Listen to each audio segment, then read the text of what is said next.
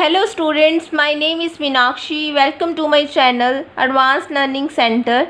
आज हम इस वीडियो में डिस्कस करेंगे MCQ part 3 on banking awareness. Last 2 videos में हमने कुछ क्वेश्चंस डिस्कस किए थे. इस वीडियो में भी हम जो important questions on banking awareness है वो हम डिस्कस करेंगे. आज के जो मेन टॉपिक्स हैं वो है MCQ questions on NABARD, second है RRBs और थर्ड है PSL.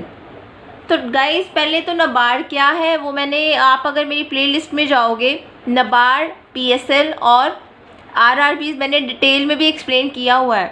तो आज हम इस वीडियो में उनके ऊपर कुछ क्वेश्चंस डिस्कस करेंगे. सबसे पहले नाबार्ड है क्या? नाबार्ड मैंने आपको पहले भी बताया था कि नाबार्ड जो है उसका मेन काम है एग्रीकल्चर को प्रमोट करना, स्मॉल स्केल इंडस्ट्रीज़ जो है उनको प्रमोट करना और ओवरऑल रूरल डेवलपमेंट करना, अपनी इकोनॉमी को भी डेवलप करना. ठीक है, क्योंकि अर्बन जो है वो तो हो ही रहा है डेवलप, और ये इसका मेन एम था कि अगर रूरल डेवलपमेंट भी उतनी ही कह लो कि जल्दी से जल्दी अगर इम्प्रूवमेंट हो जाएगी, अगर वहाँ पे भी डेवलपमेंट होगी तो ओवरऑल इकोनॉमी हमारी डेवलप हो जाएगी. तो इसका मेन जो था वो था प्रमोट करना, डेवलप करना ऑफ एग्रीकल्चर और small scale industries in the country. अब इनके बारे में, नाबार्ड के बारे में कुछ इम्पॉर्टेंट क्वेश्चंस हम डिस्कस करेंगे. सबसे पहला क्वेश्चन है what is the full form of NABARD. तो नाबार्ड की फुल फॉर्म क्या है वो पूछी जा सकती है. तो इसका आंसर है national bank for agriculture and rural development. NA का मतलब नेशनल, B का मतलब bank, for agriculture and rural development. तो इसका आंसर क्या है? C इसका राइट आंसर है फर्स्ट क्वेश्चन का. आगे हम डिस्कस करेंगे सेकंड क्वेश्चन. सेकंड क्वेश्चन में है कि जो नाबार्ड है, NABARD came into existence on, कि नाबार्ड की फॉर्मेशन, नाबार्ड की इस्टेब्लिशमेंट किस दिन और किस ईयर में हुई. तो इसका राइट आंसर है 12 जुलाई 1982. और इसका अगर एक्ट पूछा जाए वो भी हम आगे डिस्कस करेंगे. अगर मैं बताऊं कि हमेशा याद रखना कि जो इसका एक्ट है, अगर किसी की भी फॉर्मेशन की जाती है जनरली उसका जो एक्ट है वो पहले आता है और उसकी इस्टेब्लिशमेंट डेट जो है वो नेक्स्ट ईयर होती है. ठीक है, अगर मैं नाबार्ड की बात करूँ तो इसके, अगर मैं इसके अकॉर्डिंगली देखूँ तो इसका एक्ट किस ईयर में आया होगा? 1981 में. तो इसकी डेट पता लग गई कि नाबार्ड जो है came into existence on 12 July 1982. So right answer is C option. उसके बाद थर्ड क्वेश्चन है ARDC stands for. So ARDC जो है इसकी जो फुल फॉर्म है वो है agriculture refinance and development corporation.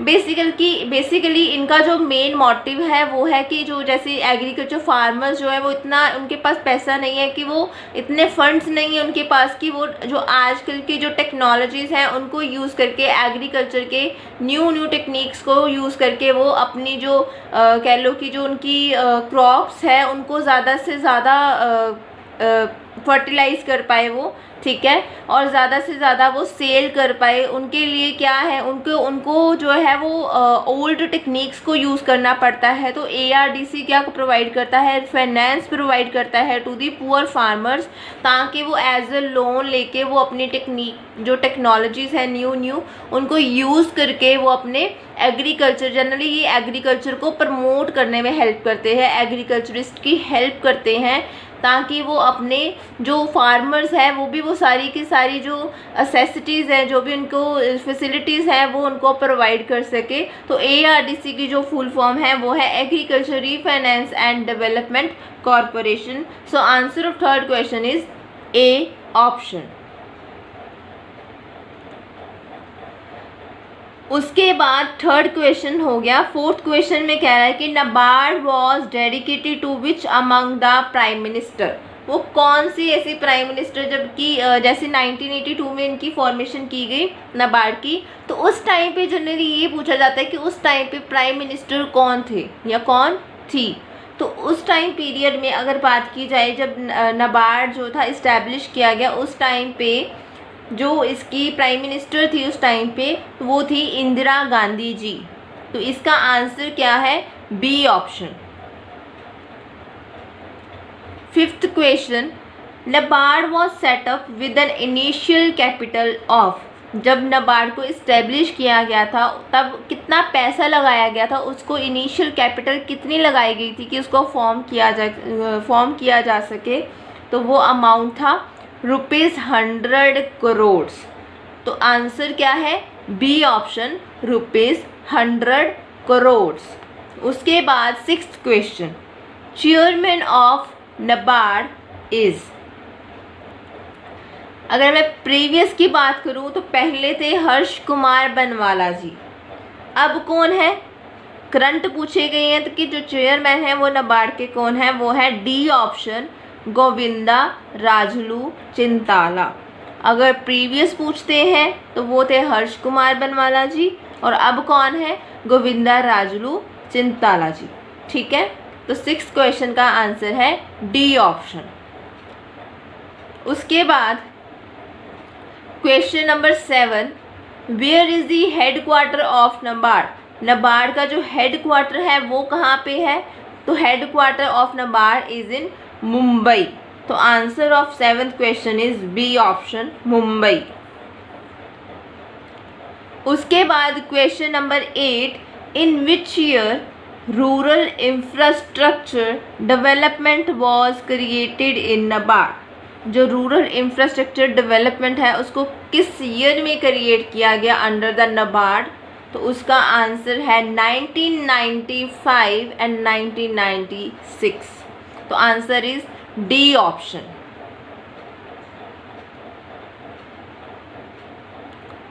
उसके बाद 9th question, NABARD was setup in which of the following 5-year plan. मतलब कि कौन से 5-year प्लान के दौरान नाबार्ड को सेटअप किया गया, नाबार्ड को इस्टेब्लिश किया गया? तो वो था 6th 5-year प्लान।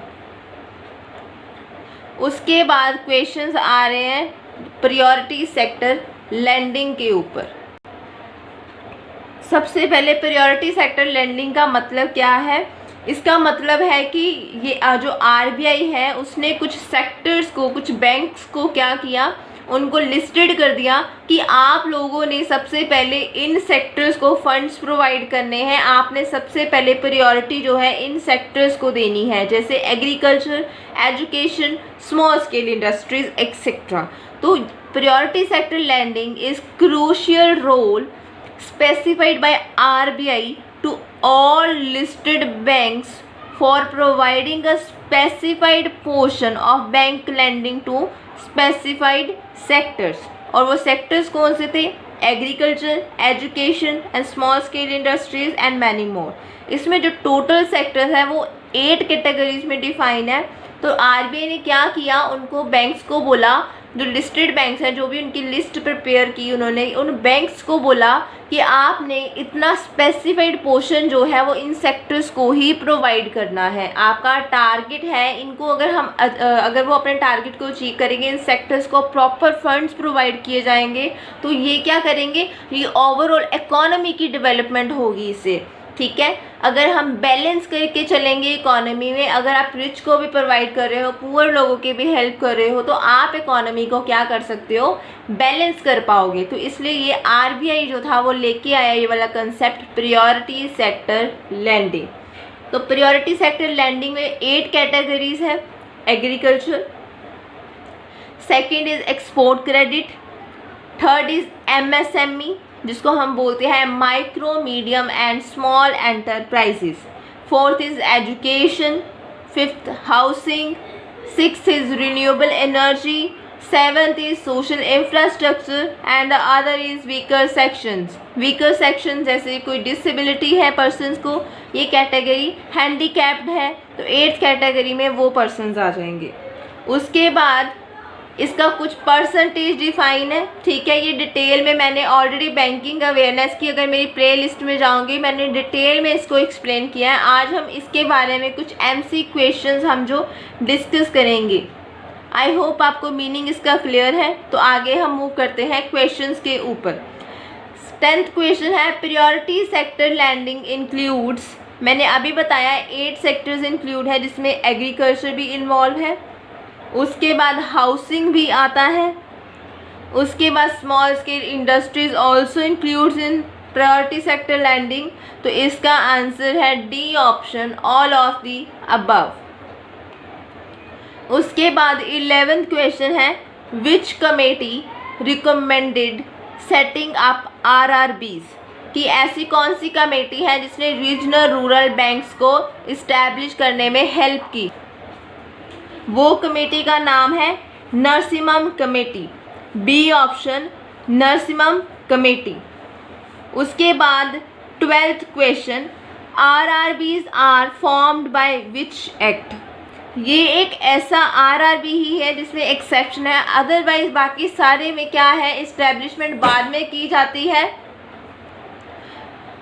आरआरबी जो है वो इस्टेब्लिश किया गया था 1975 में, लेकिन इसका एक्ट जो है वो बाद में आया था। तो इसका एक्ट कब आया होगा, आरआरबी एक्ट 1976। तो आरआरबी एक ऐसा है एक्सेप्शन जिसका एक्ट बाद में आया और इस्टेब्लिशमेंट पहले हुई। हमेशा याद रखना, बाकी किसी भी केस में पहले एक्ट आएगा फिर इस्टेब्लिशमेंट होगी, लेकिन आरआरबीज के केस में पहले इस्टेब्लिशमेंट हुई है, बाद में इसका एक्ट आया है। तो इसका आंसर क्या है, आरआरबीज एक्ट 1976, ए ऑप्शन। उसके बाद question number 13, who regulates RRBs, RRBs को कंट्रोल कौन करता है, कौन इनको इंस्ट्रक्शंस प्रोवाइड करता है, कौन किसकी ये गाइडलाइंस फॉलो करते हैं, वो है RBI. RBI means reserve bank of India. तो आरबीआई के पास पूरा कंट्रोल है आरआरबीज का। तो इसका आंसर है ए ऑप्शन, आरबीआई। उसके बाद 14 question, which Indian states don't have any RRBs as of now, कौन सी ऐसी स्टेट है जिसमें आरआरबीज नहीं हैं। First option Goa, second is Sikkim, third is both A and B and the last is Kerala. तो किस स्टेट में आरआरबीज नहीं है, तो ना तो गोवा में अभी तक आरआरबी है, ना ही सिक्किम में। तो इसका आंसर क्या आएगा, both A and B, C option. उसके बाद question number 15, the regional rural banks amendment bill 2014 increased authorised capital from 5 crore to, पहले 5 करोड़ थी उनकी ऑथोराइज्ड कैपिटल आरआरबी की, अब उन्होंने इंक्रीज़ की है under the amendment bill 2014।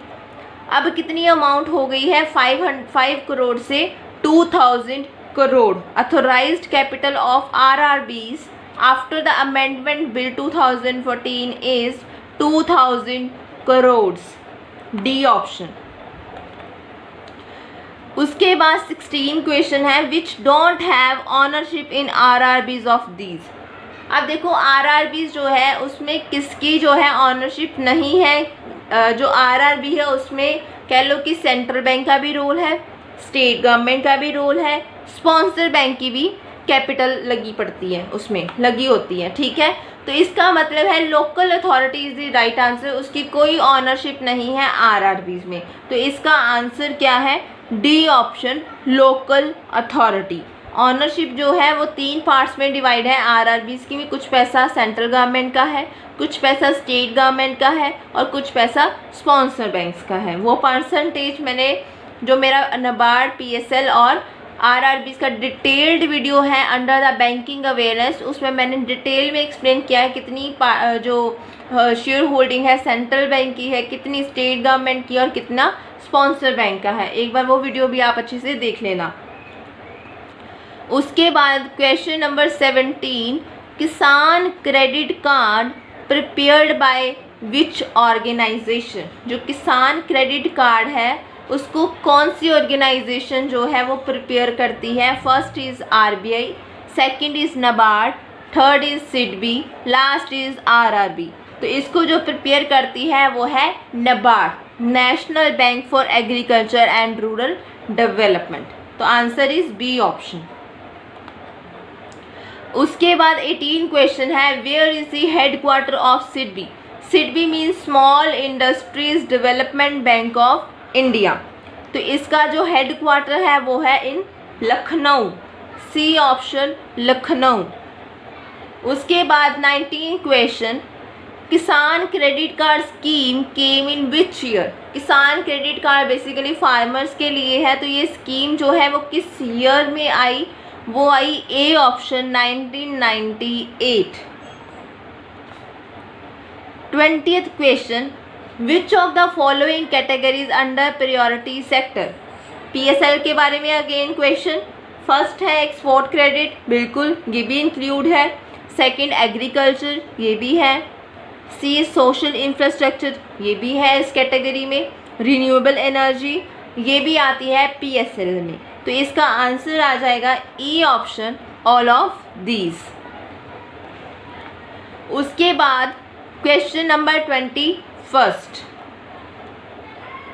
Question number 21 कहता है, विच of the following categories under? वही सेम PSL के बारे में थोड़ी सी ऑप्शंस चेंज है।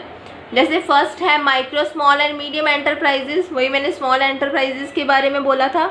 Education, housing, D all of these and E is none of these. तो इसमें एजुकेशन भी आता है, हाउसिंग भी आता है, MSMEs भी आते हैं। तो इसका आंसर क्या आएगा? D option, all of these.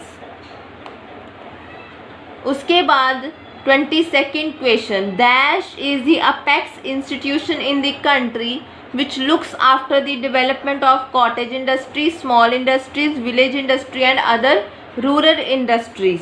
तो कौन ऐसा इंस्टीट्यूशन है जो इनकी डेवलपमेंट में बहुत इम्पॉर्टेंट रोल प्ले करता है?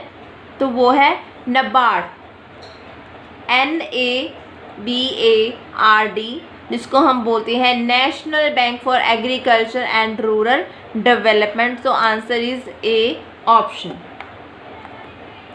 उसके बाद थर्ड क्वेश्चन है, what is the minimum capital required to set up the payment banks? तो ये कुछ क्वेश्चंस हैं on the payment banks. Payment bank जो है उसमें कितनी मिनिमम कैपिटल चाहिए? उसमें मिनिमम कैपिटल चाहिए 100 करोड़। सो इसका आंसर क्या है? C option, 100 crore. उसके बाद 24th question, a payment bank is licensed under which act? किस एक्ट के अंडर इनको लाइसेंस प्रोवाइड किया जाता है? वो कौन सा एक्ट है? तो उसका आंसर है B option, banking regulation act 1949। तो लाइसेंस किसके अंडर प्रोवाइड किया जाता है? बैंकिंग रेगुलेशन एक्ट 1949 के अंडर। उसके बाद अब payment bank registered under which act? अब पहले था कि लाइसेंस कौन प्रोवाइड करता है? एक्ट। और रजिस्टर किस अंडर एक्ट किया जाता है इनको? ठीक है, तो इसका आंसर है कंपनीज एक्ट 2013। तो इसमें मिक्स मत कर देना, जो पेमेंट बैंक है उसको रजिस्टर किया जाता है अंडर द कंपनीज एक्ट 2013 और जो लाइसेंस प्रोवाइड किया जाता है वो किया जाता है बैंकिंग रेगुलेशन एक्ट 1949 के अंडर। तो ये कुछ क्वेश्चन पेमेंट बैंक के बारे में।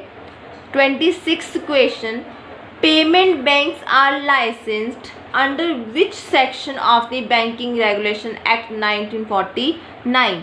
किस सेक्शन के अंडर जो है उनको लाइसेंस प्रोवाइड किया जाता है of the banking regulation act 1949? तो इसका आंसर है section 22, B option, section 22। 27th question, what is the minimum initial stake share of promoters in the paid up equity capital of payment bank? कितना जो है वो पेड अप कैपिटल का, promoters का कितना पैसा लगता है पेमेंट बैंक्स में? तो जो इनिशियल कैपिटल है वो कितनी लगती है? तो वो उसका आंसर है 40%। तो 40% जो है वो प्रमोटर्स लगाते हैं initial as a initial capital, बाकी जो है वो एज ए लोन ले लेते हैं या किसी से उधारी पे पैसा ले लेंगे। ज़्यादातर 40% जो है उनको अपनी ऑनरशिप अपने से इनिशियल कैपिटल लगाना ही पड़ेगा। उसके बाद question number 28, which of the following committee recommended creation of payment bank in India. वो कौन सी कमेटी है जो पेमेंट बैंक को इंट्रोड्यूस किया, क्रिएट किया? उस कमेटी का नाम है Nachiket Mor committee. C option, Nachiket Mor committee is recommended creation of payment bank in India. 29th question, which of the following facility is provided by the payment banks? First option loans, second credit card, third is debit card, and last is fourth is ATM card, and last is both C and D. Payment banks का काम loan provide करना नहीं है। हमेशा याद रखना, जो payment banks है वो सिर्फ उसमें से आप पैसा निकाल सकते हो, डिपॉजिट करा सकते हो, लेकिन आप लोन नहीं ले सकते। तो पेमेंट बैंक लोन नहीं प्रोवाइड करता, क्रेडिट कार्ड भी नहीं प्रोवाइड करता। इसका आंसर है both C and D, debit card and ATM card. 30th question, what is the maximum balance can hold any account in payment bank. Maximum कितना amount आप payment bank में रख सकते हैं? वो है ₹1 लाख, डी ऑप्शन, ₹1 लाख। तो ये थे कुछ क्वेश्चंस थे जो बैंकिंग अवेयरनेस MCQ पार्ट 3 के। आई होप आपको वीडियो अच्छे से समझ आया होगा। जो इम्पॉर्टेंट क्वेश्चंस थे बैंकिंग अवेयरनेस के, important topics on NABARD, RRB, किसान क्रेडिट कार्ड, सिडबी के बारे में, वो मैंने अच्छे से एक्सप्लेन कर दिए। ठीक है, तो काइंडली अगर आपको मेरा वीडियो अच्छा लगता है तो kindly subscribe my channel and press bell icon to get further notifications about my new videos. Thank you very much.